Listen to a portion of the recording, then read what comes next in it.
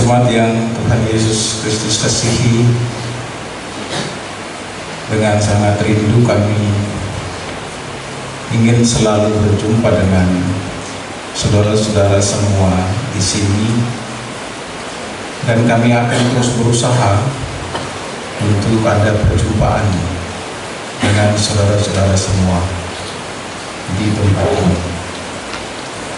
Saya jujur saja menikmati suasana peribadahan yang saya kira lebih megah dibandingkan kita di jemaat yang kantorianya latihan, majelisnya persiapan latihan juga.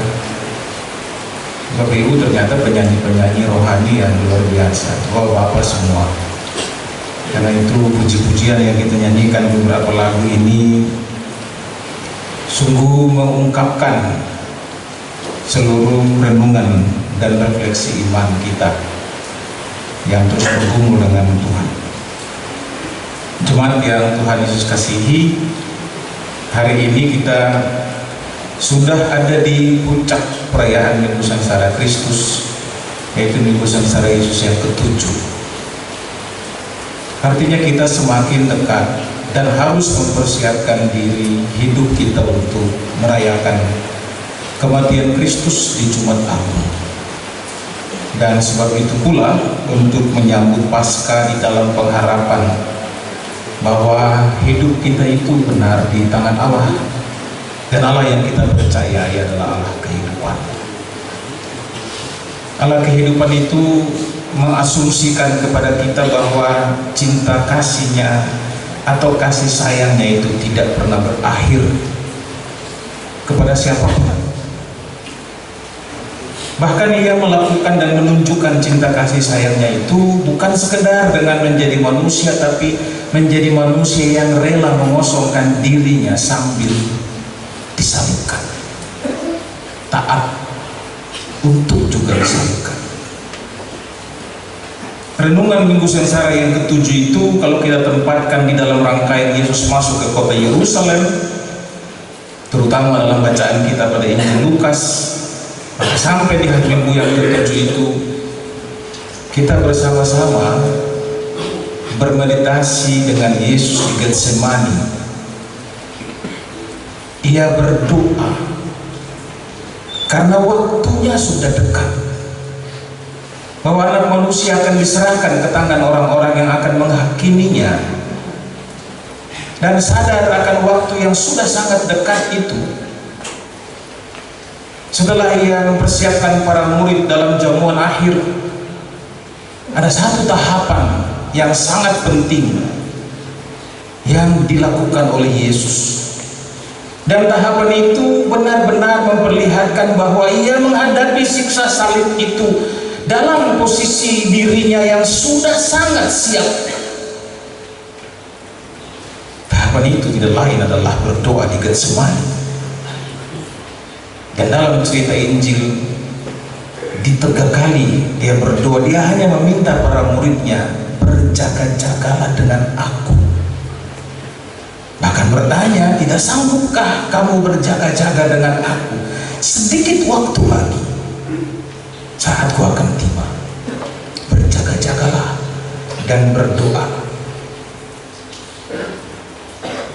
Dalam doa itu terungkap jelas bahwa dia hendak menjalani siksa salib itu benar-benar sebagai manusia yang menanggung atas dirinya, atas tubuhnya, segala luka, segala dosa, segala penderitaan, segala kesalahan.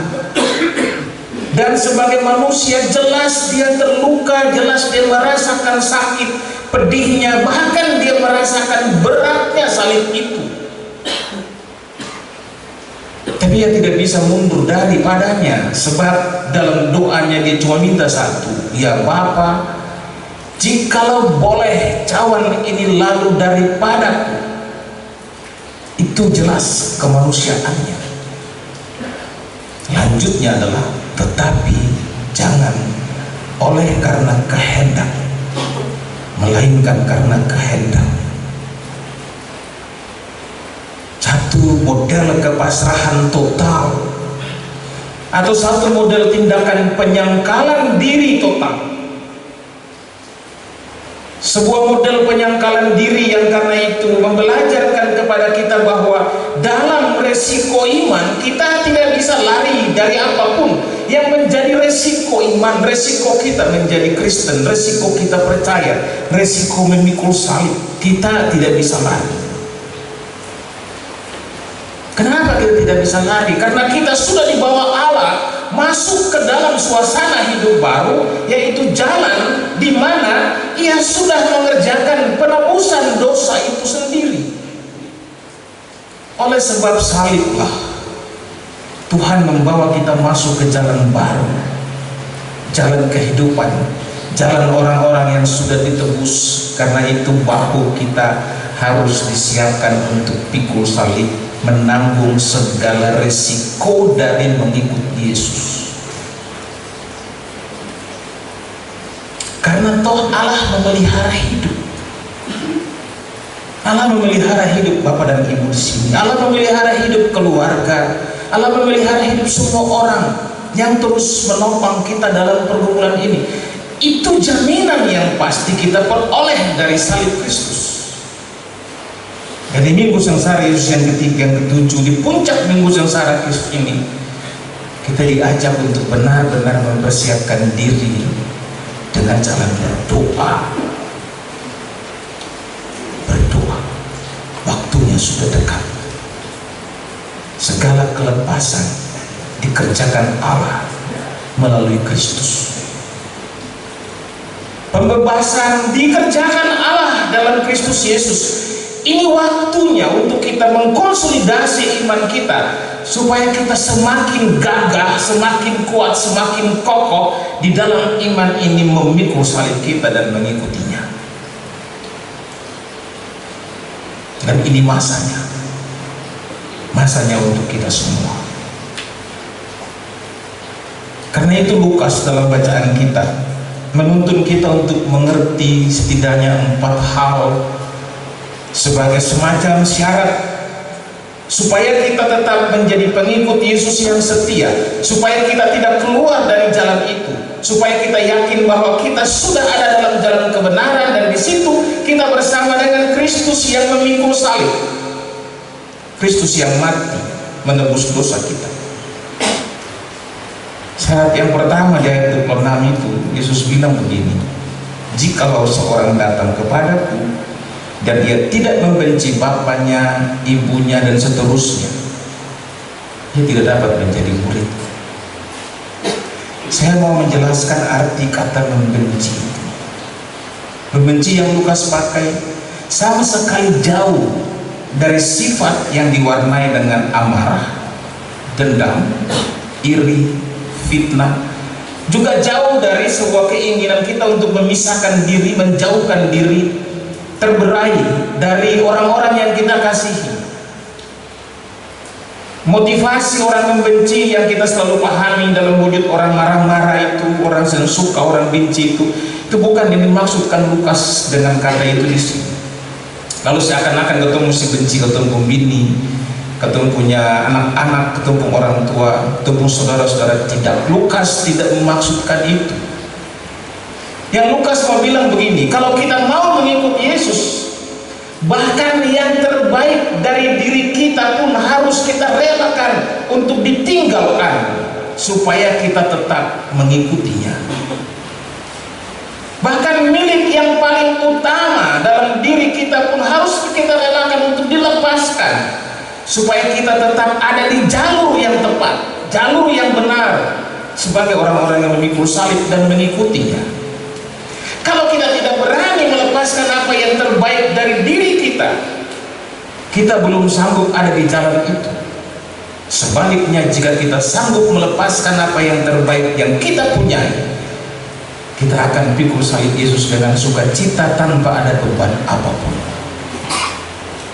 Saya percaya bahwa Bapak semua kini juga belajar untuk melepaskan apa yang terbaik sebagai bagian dari kita mengambil bagian di dalam jalan baru, jalan yang sejak dulu kita yakini bersama dengan Yesus, dan itu tidak pernah dibatal Kristus atas siapapun yang percaya kepadanya. Sekali kita mengaku percaya kepadanya, Ia tidak akan pernah membuang kita dan mengusir kita dari jalan itu, melainkan Ia mengajak kita untuk terus berjalan, bahkan merangkul kita kembali untuk terus berjalan pada jalan itu. Karena Yesus bilang, lepaskanlah bahkan apapun yang kita anggap terbaik, supaya kita menjadi muridnya. Sebab syarat yang kedua di ayat 27 itu, kalau kita tidak memikul salib kita sendiri, kita tidak bisa dapat mengikutinya. Kita tidak akan menjadi muridnya. Kita tidak pikul salib Yesus. Yesus melakukannya satu kali untuk selama-lamanya, dan tidak ada orang yang bisa menggantikan salib itu. Salib itu adalah bahwa Dia menanggung segala dosa, Dia menanggung segala noda di dalam tubuhnya, dan Dia melakukan sempurna sekali untuk selamanya sebagai pekerjaan penebusan dosa. Kepada kita sudah diberikan karunia keselamatan, maka kepada tiap-tiap kita sudah diberikan tugas satu yang sama untuk kita semua dalam peran yang berbeda, memberitakan Injil. Satu yang sama. Ini yang harus kita pikul, ini salib kita yang harus kita pikul.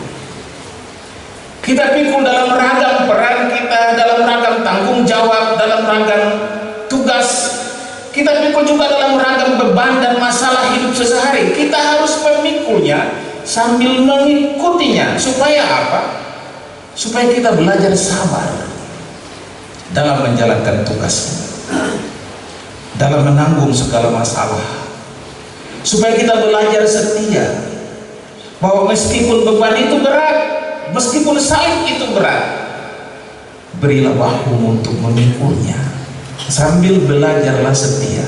Di dalam nas yang lain dibilang, marilah kepadaku semua yang letih, lesu dan berbeban berat, pikullah kuk yang kupasang dan belajarlah padaku, sebab padaku ada kesetiaan, ada sukacita, ada damai sejahtera. Pikullah.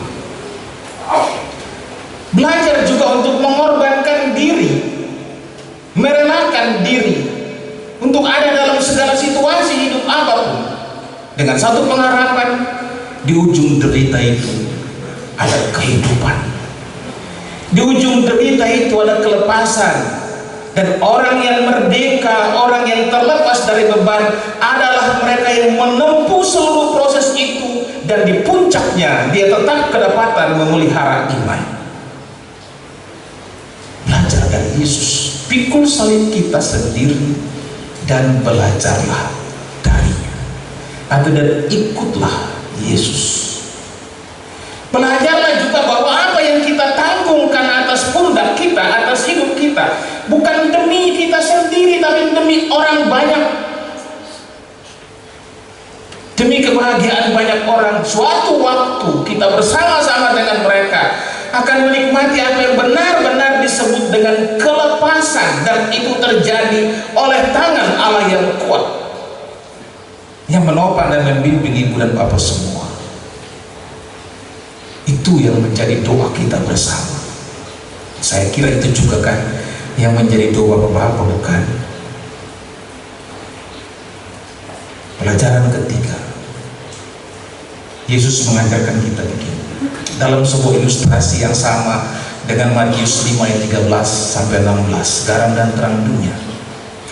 Kalau mau ikut Yesus dalam seluruh, yang ketiga ayat 28 sampai dengan ayat 33, orang yang mau mengikuti Yesus harus benar-benar mempersiapkan diri. Kita percaya kepada Tuhan. Hari ini saudara-saudara bersepuluh ini akan mengaku iman. Saudara-saudara telah menempuh pendidikan katekisasi. Kita semua sudah menempuh pendidikan katekisasi. Kita sudah dibina dalam binakel, dalam ibadah-ibadah, di unit-unit, di wadah-wadah. Di sini pun saudara-saudara begitu intensifnya dibina dalam ibadah-ibadah Senin, Sabtu, Rabu, Minggu. Saudara-saudara begitu hebatnya dibimbing di sini. Artinya apa? Persiapan diri, memperlengkapi diri itu penting untuk mengikuti Yesus. Karena kita berhadapan dengan tantangan yang nyata. Kita berhadapan dengan masalah-masalah yang nyata. Kita berhadapan dengan kesulitan-kesulitan yang nyata. Kita berhadapan dengan godaan-godaan yang nyata. Kita memikul beban-beban hidup yang nyata. Itu adalah bagian dari tugas iman. Supaya apa? Supaya kita kedapatan menjadi orang-orang yang dimurnikan Allah. Karena kita memelihara iman. Persiapkan diri. Yesus mencontohkan, ada orang yang membangun rumah harus menghitung anggaran biayanya supaya kalau diletakkan batu pengelasannya maka dibangun sampai selesai. Seorang raja yang mau berperang harus mengkalkulasi jumlah pasukannya. Kalau memang kurang dia harus berdamai. Itu bentuk dari persiapan, perlengkapan diri. Jangan salah hitung. Sebab resiko yang kita hadapi di depan itu nyata. Tantangan iman itu nyata dalam hidup sehari kita. Tapi kita harus memperlengkapi diri. Di dalam kita memperlengkapi diri itu, Bapak dan Ibu, percayalah satu hal. Asal itu semua dengan doa. Tuhan dengan rohnya memberi kepada kita segala hikmah. Tujuannya apa? Supaya kita dapat mengambil keputusan-keputusan yang bijaksana. Supaya kita cakap menimbang segala perkara dan mengambil keputusan-keputusan hidup yang bijaksana. Asal didasarkan dengan doa. Saya kira Yesus karena itu berdoa di Getsemani, supaya jangan ia lari dari jalan salib. Menerimanya itu keputusan hikmat dan itu keputusan yang bijaksana. Yang keempat, mengikut Yesus itu harus membuat hidup kita ini memberi faedah bagi dunia. Ibu dan Bapak adalah kesaksian yang sangat besar hari ini dan kelak mengenai bagaimana kita berjuang di dalam ketidakbenaran sebagai orang benar,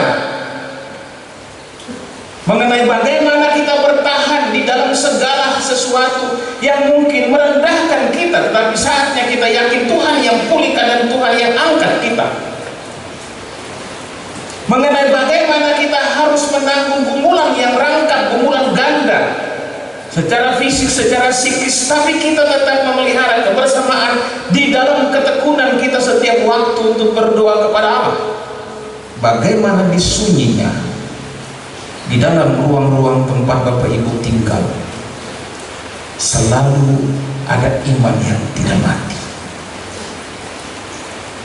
Saya membacanya Bapak Ibu pada refleksi beberapa rekan kita yang Bapak Ketua Majelis Jemaat sudah menghimpunnya dalam sebuah buku surat dari penjara. Saya berharap memang hari ini buku itu sudah dibagikan, tapi untuk bilang no salah kirim. Di zaman modern ini masih ada orang salah baca alamat, mungkin tergoda Ayu Ting Ting dengan alamat palsu. Tapi saya membaca dengan baik seluruh kesaksian itu, dan satu yang membuat saya percaya, kalau dulu Rasul Paulus menulis kesaksian yang besar dari dalam penjara dan itu menggugah iman kita sampai dengan hari ini, itu berarti di dalam tempat tinggal Bapak Ibu yang sepi, di sunyinya itu ada iman yang terpelihara. Dan iman itu yang kini kita saksikan pula pada 10 saudara kita yang akan mengaku iman di hadapan kita selaku jemaat Kristus dan di hadapan Tuhan. Semoga kesaksian dan pengakuan saudara-saudara membuat saudara-saudara kelak menjadi saksi-saksi Kristus yang memahami dengan benar kalau Tuhan bekerja, tidak ada satupun yang dapat membatasi. Saudara-saudara adalah surat itu. Sebagai gereja kami pun percaya kelak saudara-saudara akan membantu kami untuk bersaksi tentang iman yang nyata dalam segala situasi hidup kita. Tuhan memberkati Bapak Ibu semua. Segala kasih karunia Allah selalu kami mintakan dalam doa kami untuk tetap ada dan tinggal dengan Bapak dan semua rekan kita yang lain di rutan-rutan, dan di lapas-lapas yang lain. Lawatan Tuhan kepada saudara-saudara setiap hari adalah wujud Ia telah menjawab banyak doa di luar sana. Dan lebih lagi, Dia mendengar doa Bapak-Bapak di sunyinya tempat tinggal.